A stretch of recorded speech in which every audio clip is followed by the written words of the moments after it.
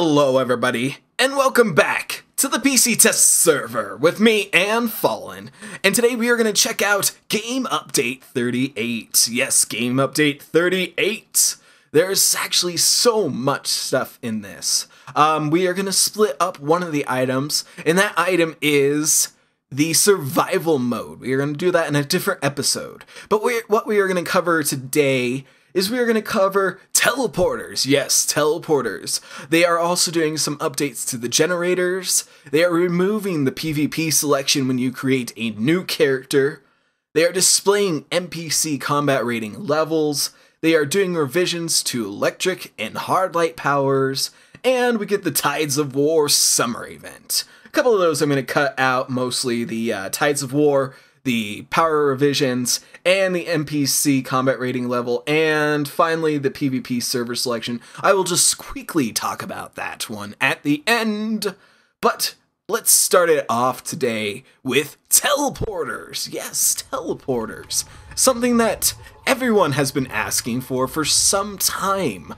Ever since we got bases, that seemed like a thing that we would have, especially since your base is almost like a mini watchtower. It's your sanctum. You should be able to teleport out of here if you need to. So they have added those into the game, which is very nice, especially since they have bumped the amount of amenities you can have by 2. It was originally 4, now you can have 6, which is fantastic. Along with amenities and such, I should just mention that in the marketplace you can now purchase amenities for your characters, so if you don't feel like going out and collecting all those collections and those briefings, you can just buy them instead. Which is fantastic when you're creating a new character, because then you don't have to go through all that stuff again. But today we're talking about teleporters and generators. So teleporters, what are they? Teleporters are teleporters. When you get a teleporter, they are automatically set up with a certain destination. Be it the Watchtower or the Hall of Doom, that's what's going to be set up on it initially, which may be fine for everyone. But you do have the ability to change that. You can also place these pretty much anywhere in your base that it'll fit. They are the same size as your armories.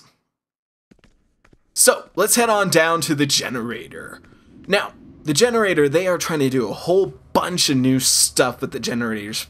I think mostly because when you got your base, originally, there was really no need to come down to your generator. It was kind of just a block of steel, or whatever you would think it would be made out of, that just sat down there. You could pretty much do everything from here, from your mainframe.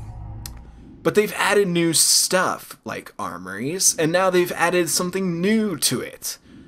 Along with the ability to adjust your armories, you can now do mods.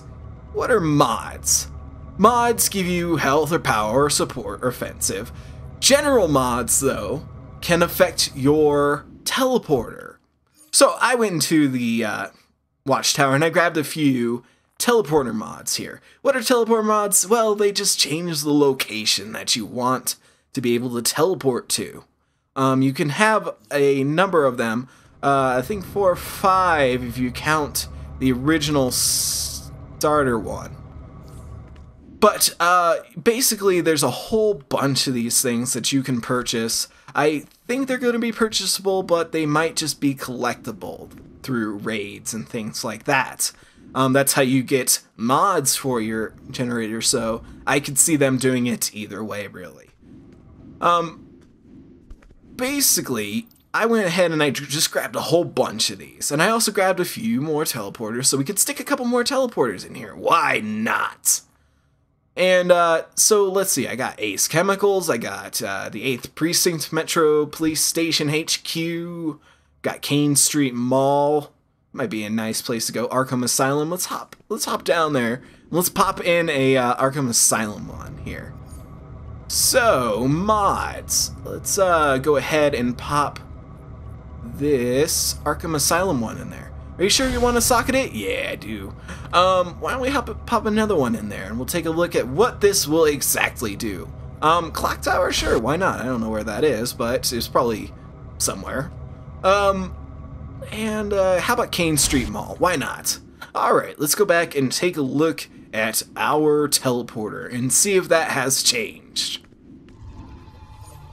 Ah, and it did. Perfect. So you get to see that you have all these different kinds of places that you could go. So you could go to the Watchtower, you could go to Kane Street Mall, Arkham Asylum, the Clock Tower. So that's basically what those do. And yeah, that's really all there is to it. Teleporters are very cool. That they give you the ability to not have to use your teleport to Watchtower or HQ, warp to HQ button anymore. So if you're out in the world and then you hop back to your base, you don't have to use that and waste it. If you need to go back out into the world and wait that whole 40 minutes or whatever it is to get back to your base. That pretty much covers both the mods and the teleporters. I thought that would go a little bit longer, but that's pretty much what there is. These health and power support offensive mods, you get these from doing raids and alerts and things like that. They drop, and you can apply them to your generator. Thing with the mods, though, is, and this includes your teleporter, the mods that you have selected only work for you. So, say your friends come into your base, they're hanging out in here, they see your teleporter, they're like, oh, I gotta quickly jump over to this location. Well, they'll only be able to do the locations that they have set for their generator. And if you went into their base, you could only use the mods that are set for your generator. So, it's not as useful to your friends like your soda vendor and your R&D station and things like that, but it will get them back and forth depending on what they have set on their generator.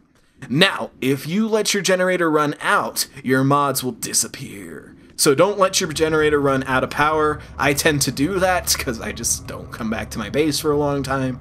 So I see that being a problem in my future, but don't let that happen to you. Lastly, I did want to cover the fact that they are removing the PvP server selection. What that basically means is when you start up a new character, it asks you, do you want to be in the PvP world or the PvE world? And you get to choose which you want. Now, for people coming into a MMO and they're new to it, it's a little bit confusing, I would say, probably. If you've never played an MMO before, you don't really understand what PvP is, PvE. So they're basically just removing that, and they are changing it so that when you hop into the game, you are automatically put into the game in the PvE server. Which kind of makes sense, because you can switch back and forth very easily by the Watchtower, going between phases.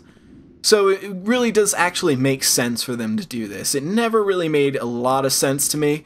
I mean, depending on how you want to play, but it never really made a ton of sense for me to have you choose, well, I want to be in the PvP server when I first start out. Since you don't have any PvP gear, you really don't have any gear at all. And that's pretty detrimental to you leveling at times. It slows your progress down. But some people like the challenge, and you can still go to the Watchtower and swap out to the PvP server or the PvE server, depending on what you've chosen previously. So thank you guys for joining me in the PC test server, and next time we are going to check out survival mode and talk about that. As I said, I'm not going to be doing the electricity and the hard light revisions, and there's really no reason for me to cover the NPC combat rating level. All it's going to do is show you the combat rating level of NPCs, and Tides of War happens every year, guys. We'll just check that out when it comes out in the game. So thanks for joining me, guys, and I will see you all next time.